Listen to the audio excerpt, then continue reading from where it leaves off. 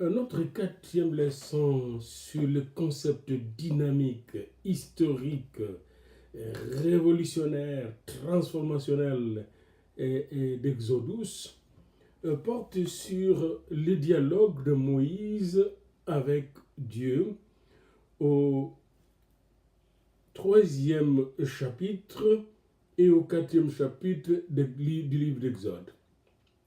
C'est intéressant. Dieu n'est pas un dictateur.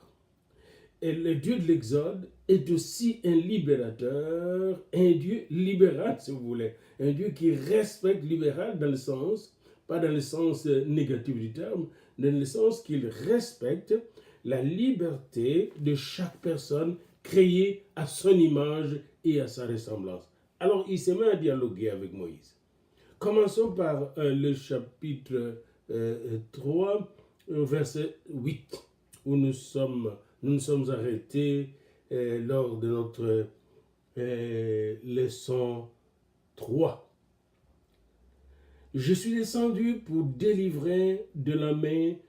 délivrer de la main des Égyptiens et pour le faire monter de ce pays dans un bon et vaste pays, dans un pays où coule le lait et le miel, dans le lieu qu'habitent les Cananéens, les Étiens, les Amoréens, les Phérésiens, les Éviens et les Jébusiens. Ici, il y a deux choses qui nous sont données que nous devons prendre en considération. Un, le Dieu de l'Exode était descendu pour délivrer les enfants d'Israël de la main des Égyptiens. Ça, c'est la délivrance, c'est de la main des Égyptiens. On doit connaître qui est notre colonisateur, qui est notre aliénateur. Ici, c'était les Égyptiens.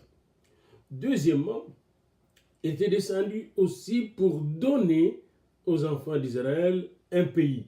Et le pays, c'est Canaan, le pays où coule le lait et le miel. Mais ce pays était occupé par ses premiers propriétaires. Il fallait l'arracher entre les mains de ses premiers propriétaires. Et il donnera en cours de route la raison pour laquelle il va récupérer ce pays et le donner aux enfants d'Israël. Le verset 9 nous dit ce qui suit. Voici les cris d'Israël sont venus jusqu'à moi. Et j'ai vu l'oppression que leur font souffrir les Égyptiens. Les cris, il est impossible d'avoir de l'Exodus s'il n'y a pas ces cris-là. Les cris de l'oppressé, les cris de l'exploité, les cris du peuple qui souffre, du peuple qui est étouffé, qui est écrasé, qui est pillé, qui est déshumanisé, qui en quelque sorte ne vit plus selon l'image et la ressemblance de Dieu. Et ces cris sont montés vers Dieu, jusqu'à Dieu. Et Dieu a vu l'oppression que leur font souffrir les Égyptiens. Alors, dans vos analyses politiques des situations nationales, il faut regarder toujours qui est l'oppressé et qui est l'oppresseur. Et que fait l'oppressé quand il est opprimé? Vous voyez, qu'est-ce qu'il fait? Est-ce qu'il déprime ou il crie vers les libérateurs? Et Moïse répond à Dieu qui lui dit, verset 10, Dieu lui dit d'abord, maintenant va, je t'enverrai auprès de Pharaon et tu feras sortir d'Égypte mon peuple, les enfants d'Israël. Ça c'est l'Exode même, résumé par ce verset 10. Maintenant, va, je t'enverrai auprès de Pharaon et tu feras exodus, vous voyez, tu feras sortir, tu feras exodus, tu feras sortir de l'Égypte, mon peuple, les enfants. Faire sortir d'Égypte. Voilà l'exode. Nous faire sortir d'Égypte. Et l'Égypte fonctionne aussi en même temps, il faut prendre ce terme, ce concept comme ce concept à la fois historique et fonctionnel et métaphorique. C'est-à-dire que l'Égypte peut fonctionner comme la situation d'esclavage, nous faire sortir de la colonisation belge, nous faire sortir de la colonisation française qui se poursuit jusqu'à maintenant avec le franc CFA. Comment faire sortir les gens qui sont colonisés par la France jusqu'à maintenant, à travers le franc CFA et toutes les autres institutions néocolonisatrices, comment leur faire sortir de ce système-là. Vous voyez, hein, faire sortir ces gens-là. On sait que la France continue à coloniser beaucoup de pays dans le monde, pas seulement en Afrique, mais aussi à la Martinique et plusieurs autres pays. Les esclaves continuent à être esclaves, mais cette fois-là, esclaves civilisés. Voyez-vous? On sait que pour imprimer les francs CFA, eh bien, le pays africain qui consomme le franc CFA, alors que la France n'a plus de francs, eh bien, il paye plus que pour imprimer l'euro ou le dollar. Ils sont triplement, doublement colonisés. Ils sont colonisés historiquement, ils sont colonisés économiquement, ils sont colonisés idéologiquement, ils sont colonisés militairement, ils sont colonisés même culturellement à travers la langue. Maintenant, va, je t'enverrai auprès de Pharaon. C'est Dieu qui l'envoie. Et ce n'est pas Moïse lui-même qui prend l'initiative, c'est Dieu qui prend en main la délivrance, la libération des enfants d'Israël. Tu le feras sortir d'Égypte, tu feras sortir d'Égypte mon peuple, les enfants d'Israël, le peuple de Dieu. Voyez-vous, c'est là que déjà ça, c'est une préfiguration du peuple de Dieu qu'est l'Église. Vous voyez, c'est pourquoi là où est l'Église, là est la liberté. Parce que là où est l'Esprit, là est la liberté. C'est l'Église marcher selon l'Esprit. Partout où elle est, l'Église devait emmener la liberté, la délivrance. L'Église prophétique, l'Église de Jésus-Christ est peuple de Dieu. Et là où le peuple est oppressé, l'Église peuple de Dieu a la force de les libérer. Et écoutez la réponse de Moïse. Et c'est souvent aussi ce qui nous arrive dans notre contexte. Moïse dit à Dieu, qui suis-je pour aller vers Pharaon et pour faire sortir d'Égypte les enfants d'Israël? Qui suis-je? Moïse se regarde lui-même dans sa petitesse, ses échecs dans la vie. Il a 80 ans, il est vieux. Il a échoué dans tout ce qu'il a entrepris. Il a échoué d'être Pharaon. Il a échoué pour sensibiliser les enfants d'Israël de leur état d'esclavage. Il a échoué, n'est-ce pas, dans tout ce qu'il a entrepris dans sa première vie, si vous voulez. Alors, qui suis-je? Je suis descendant d'un esclave.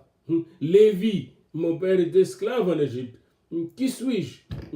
Et si je recule, Lévi n'a rien fait de bon par rapport, par exemple, à Joseph.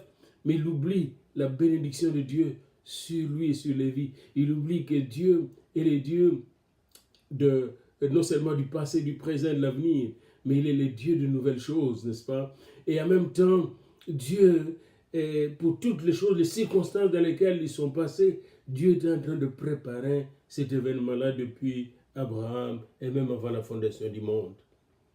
Dieu lui dit, je serai avec toi. Et ceci sera pour toi le signe que c'est moi qui t'envoie. Quand tu auras fait sortir d'Égypte le peuple, vous servirez Dieu sur cette montagne. Je serai avec toi. La présence de Dieu, l'omniprésence de Dieu, il est Yahvé Shama, l'Éternel qui est présent, qui est ici. Je serai avec toi. Et le signe qu'il lui donne, pour Moïse, n'est pas un signe. Quand vous serez sorti, vous allez effectivement servir Dieu ici. Vous allez m'adorer ici. Vous allez faire mon service ici, autour de cette montagne. Cela ne constitue pas un signe pour l'homme. L'homme, il ne voit pas rapidement le spirituel. Alors Moïse dit, verset 13, « J'irai donc vers les enfants d'Israël, je leur dirai, le Dieu de vos pères m'envoie vers vous.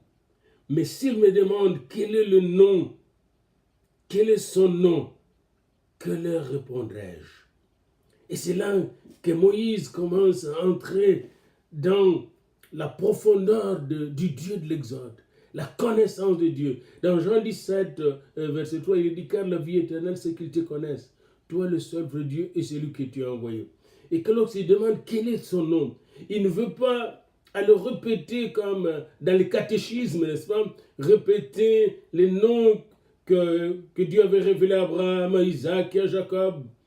Il veut connaître de Dieu de façon personnelle, intime, je dirais scientifiquement, de façon objective. Il veut avoir une connaissance personnelle, intime et objective de Dieu. Il veut apporter aux gens la preuve qu'il a vraiment parlé avec Dieu. Et c'est ici que Dieu lui donne un nouveau nom. Dieu lui dit, je suis celui qui suis. Je suis celui qui suis. Je suis le verbe être. Je suis l'être par excellence. L'être vient de moi. C'est moi qui fais être tous les êtres. Je suis celui qui suis. Je suis le commencement et la fin de tout. Je suis le seul commencement qui n'a pas de commencement. La seule fin qui n'a pas de fin. Je suis celui qui suis. Je suis celui qui crée l'histoire. Je suis celui qui créa l'univers. Je suis celui qui suis.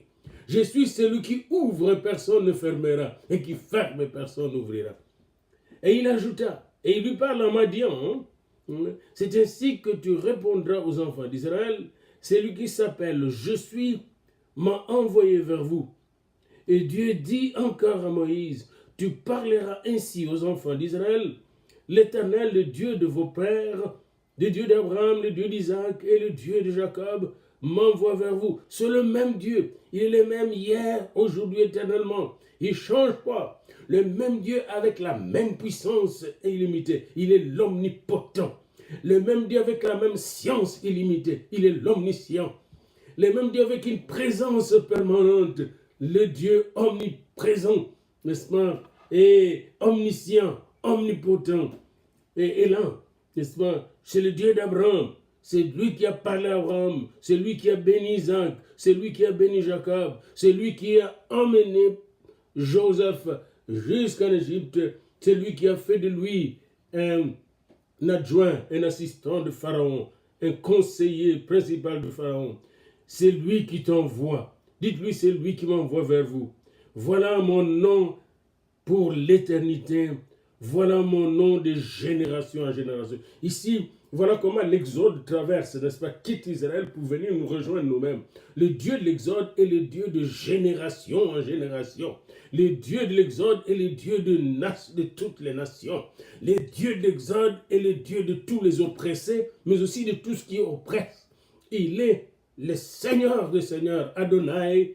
Il est Elohim, le Créateur. Il est Yahweh, le Je suis, n'est-ce pas? Et c'est lui qui fait être tout ce qui est. Et voilà mon nom pour l'éternité. Voilà mon nom de génération en génération. Va rassembler les anciens d'Israël. Là, il lui donne maintenant une stratégie. Tu vas rassembler les enfants d'Israël. Et les anciens d'Israël, toutes les autres, les leaders.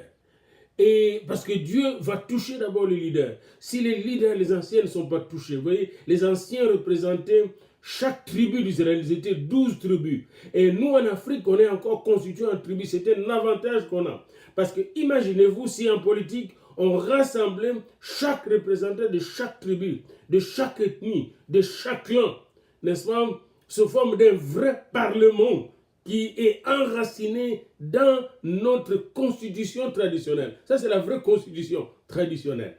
Vous voyez? Et c'est cette constitution traditionnelle qu'il faut transformer en institution au service de la population et du pays. Vous voyez ici, Moïse va rassembler, l'exode c'est aussi libérer ces forces-là. Il va rassembler, non pas des gens ramassés par élection à gauche à droite, mais rassembler les chefs de chaque tribu d'Israël. Ils sont 12 tribus, n'est-ce pas?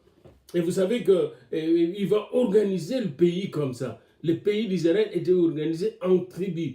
Aujourd'hui, il n'y a que 2 tribus qui sont là, Judas et Benjamin, et puis un peu Lévi. Mais toutes les tribus ne sont pas rentrées dans la terre promise. Va donc rassembler les chefs, les anciens d'Israël. Et tu leur diras, l'Éternel, le Dieu de vos pères, m'est apparu, le Dieu d'Abraham, d'Isaac et de Jacob. Il a dit, je vous ai vu, j'ai vu ce qu'on vous fait en Égypte. Je vous ai vu, j'ai vu ce qu'on vous fait en Égypte. Et j'ai dit, je vous ferai monter de l'Égypte où vous souffrez. Je vous ferai quitter l'Égypte où vous souffrez. Dans le pays, je vous m'emmènerai dans le pays de Cananéens, des Étiens, des Amoréens, des Phérésiens, des Éviens, des Jébusiens, dans un pays où coule le lait et le miel. Voyez-vous ici, il y a tout un enseignement qu'on nous donne, voyez. Et tous les théologiens qui ont étudié ces textes, les théologiens sérieux, ont vu un Dieu qui prend en considération les souffrances de gens, qui prend au sérieux les souffrances de gens. Il dit, j'ai vu ce qu'on vous fait en Égypte. J'ai vu comment vous souffrez et je suis venu vous libérer. Et Dieu va plus loin, il dit à Moïse, ils écouteront ta voix. Et tu iras, toi, les anciens d'Israël, auprès d'Égypte. Voyez-vous, Dieu ne confie pas seulement la responsabilité à Moïse, mais il va confier toute cette responsabilité à Moïse et à tous les anciens d'Israël. Et ensemble, vous allez partir vers le roi d'Égypte et vous allez lui dire, l'Éternel, le Dieu des Hébreux, nous est apparu. Permets-nous de faire 3 jours de marche dans le désert pour offrir des sacrifices à l'Éternel notre Dieu.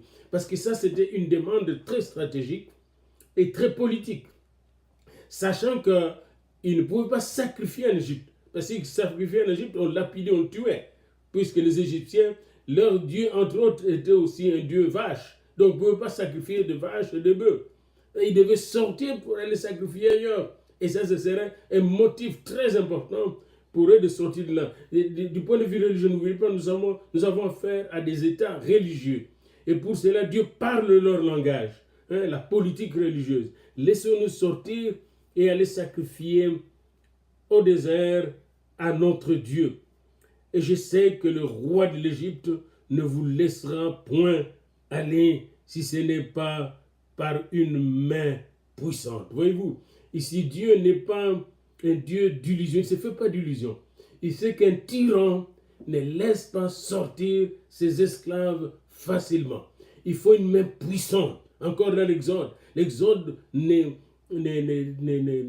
fait pas l'économie de la puissance qui va contre la puissance. Vous voyez, il faut la puissance de Dieu, une main puissante pour défoncer, pour neutraliser la puissance du dictateur ici que Pharaon.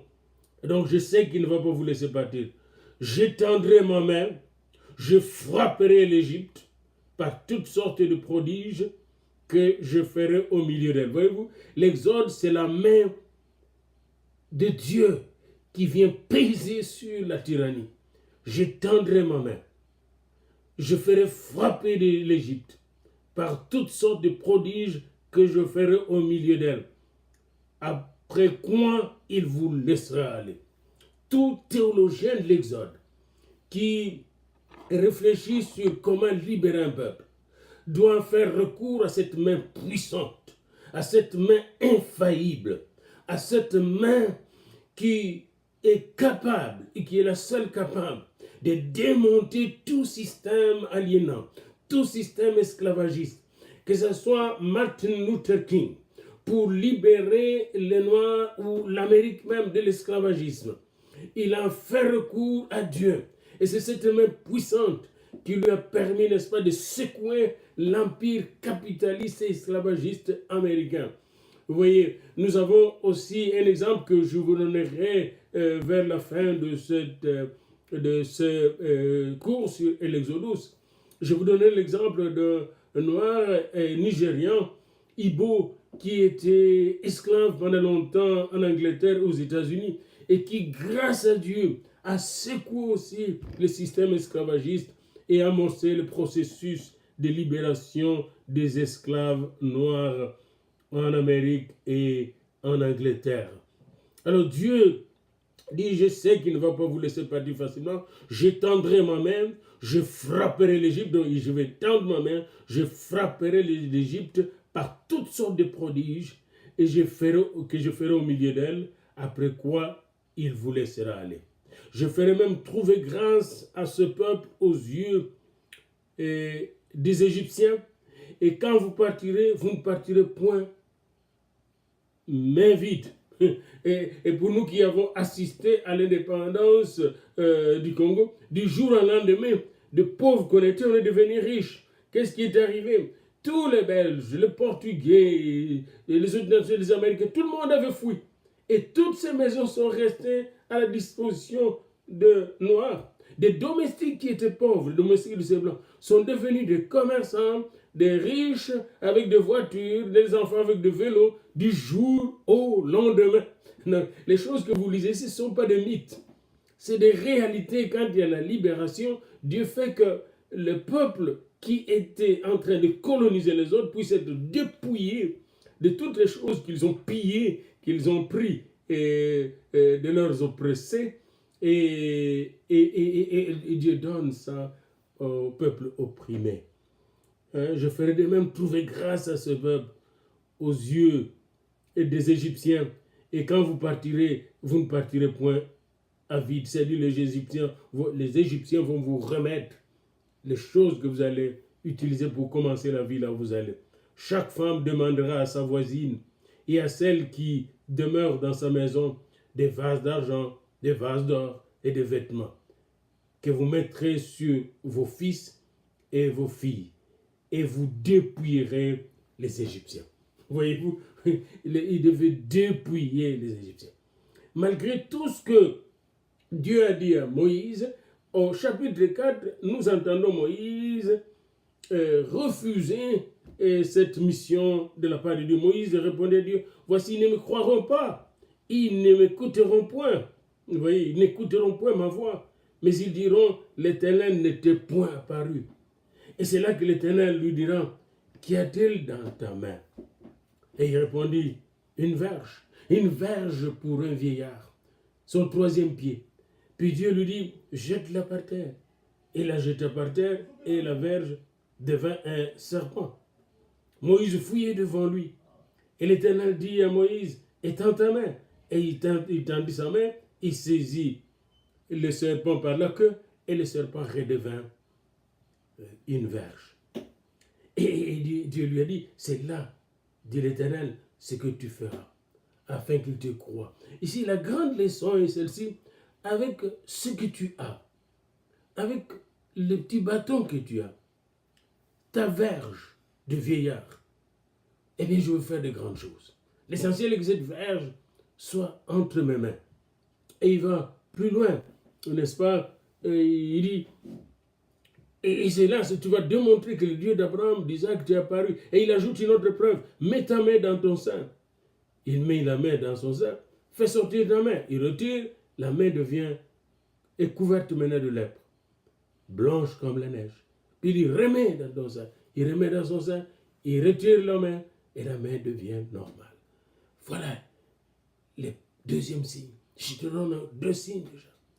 Mais tous ces signes ne convainquent pas Moïse.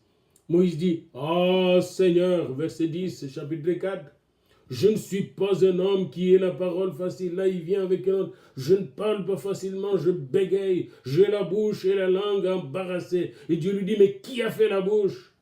Je vais te donner une nouvelle langue. Oh, Moïse dit, ah Seigneur, envoie qui tu voudras.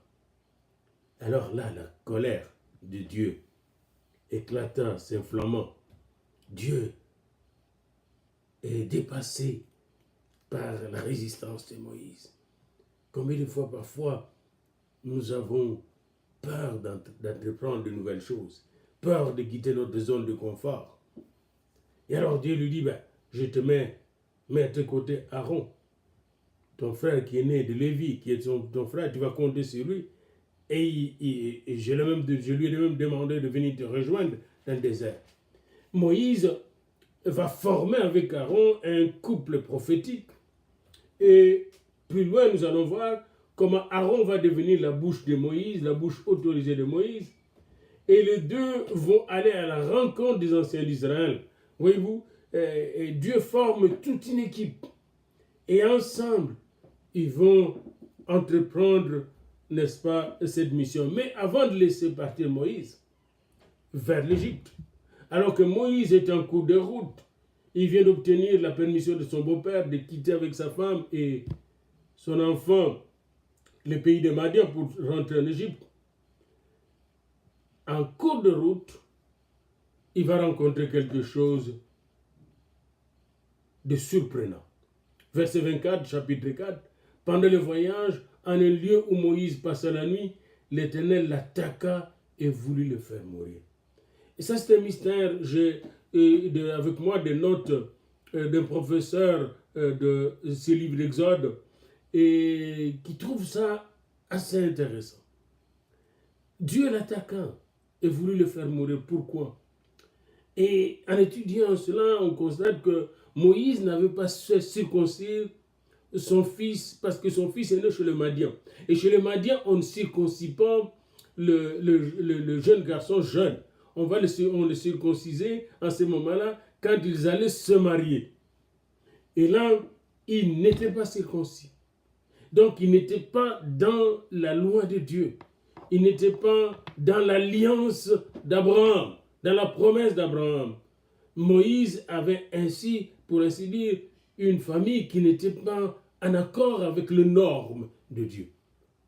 Et là, Séphora prend une pierre. Séphora savait cela. Et il coupa le prépuce de son fils et le jeta aux pieds de Moïse, qui était en train de mourir, en disant, tu es pour moi un époux de sang. Séphora transforme ce mariage qui était culturel et cultuel, n'est-ce pas, en mariage spirituel, fondé sur le sang, n'est-ce pas, l'alliance de sang, la même alliance qu'Abraham avait établie avec Dieu, cette même alliance que Jésus-Christ vient d'établir à Golgotha, était établie entre Séphora et Moïse au travers de la circoncision de l'enfant, la même circoncision pratiquée par Abraham, Isaac et Jacob, époux de sang. Et l'Éternel le descend. C'est alors qu'il dit époux de sang à cause de la circoncision. Ici, la circoncision, c'est aussi une métaphore. C'est à la fois la circoncision de corps, mais surtout de cœur. Est-ce que ton cœur est circoncis? Parce que le cœur d'Abraham, devenu Abraham, était circoncis. Le cœur de Jacob, qui a été, n'est-ce pas, brisé par le Seigneur sur son chemin de retour en Canaan, n'est-ce pas, était circoncis. Le cœur d'Isaac, qui a failli être tué par son père, demandé en sacrifice par Dieu, a été circoncis. Et le cœur de tous les enfants d'Israël était circoncis jusque dans les déserts. Le cœur circoncis, c'est le cœur transformé par Dieu. C'est le cœur habité par le Dieu de l'Exode. C'est le cœur habité par le Dieu de toute compassion. C'est le cœur qui nous fait de nous imago Dei, image de Dieu. Et c'est le cœur aussi qui est sorti de tout esclavage. Vous voyez, hein? C'est-à-dire le cœur imago Dei et exodus. Et nous retrouvons ce vocabulaire-là. Nous allons connaître cette leçon, cette étude, n'est-ce pas, dans la 5e leçon qui va suivre. Mais maintenant, aujourd'hui, nous nous arrêtons surtout à la circoncision et on peut étudier cela.